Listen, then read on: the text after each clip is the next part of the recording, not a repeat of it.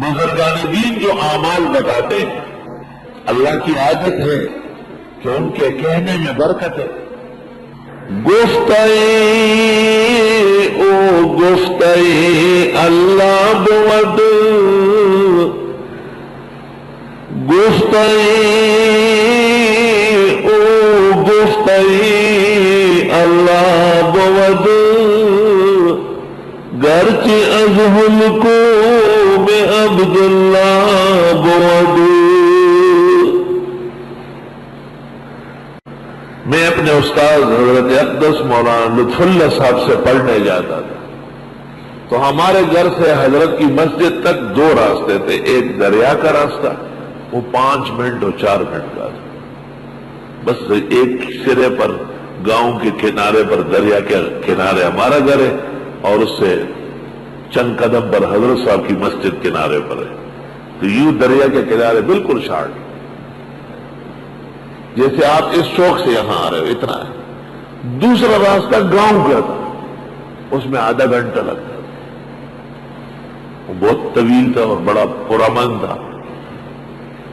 مجھے اپنے بڑے کہتے تھے کہ تم یہ دریا والے راستے سے مت جاؤ، لیکن جب ان کا خیال نہیں ہوتا تھا تو میں وہیں سے نکل جاتا تھا۔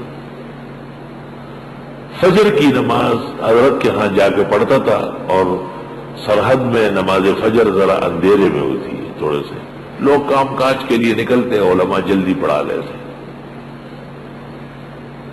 ہماری مسجد میں نماز سے پہلے میں نکلتا تھا اور حضرت کے یہاں پہنچ کے حضرت مجھے دیکھ کے پھر نماز کے لیے آگے ہوتے تھے۔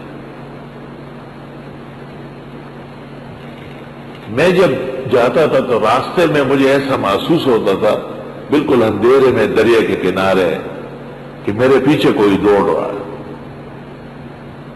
میں نے اپنے استاد اپنی والدہ کو کہا، والدہ صاحبہ نے کہا استاد جی کو کہا ہے، حضرت الاستاذ کو کہا تو وہ چپ رہے، کچھ دیر تھوڑی دیر خاموش رہے، اور پھر فرمایا کہ بسم اللہ الذی لا یضر مع اسمہ شیء فی الارض ولا فی السماء وهو السمیع العلیم، 3 مرتبہ پڑھ کر چلو اور پیچھے مت دیکھو۔ الحمدللہ وہ دن ہوا، آج کا دن ہوا، مجھے وہ تکلیف نہیں ہوئی۔ بزرگان دین کے کہنے سے فائدہ بہت زیادہ ہے۔ آپ ویسے ایک عمل کرتے رہے اور اپنے کسی استاد و شیخ کو کہے کہ آپ مجھے اس کی اجازت دے دیں، فوراً اس کا اثر ڈبل ہو جائے۔ الحمدللہ بزرگان دین کے بتانے سے توفیق بھی ہو جاتی ہے، پھر آدمی کو اس عمل پر استقامت بھی مل جاتی ہے۔ تو بزرگوں سے اپنے آپ کو مستغنی مت سمجھو۔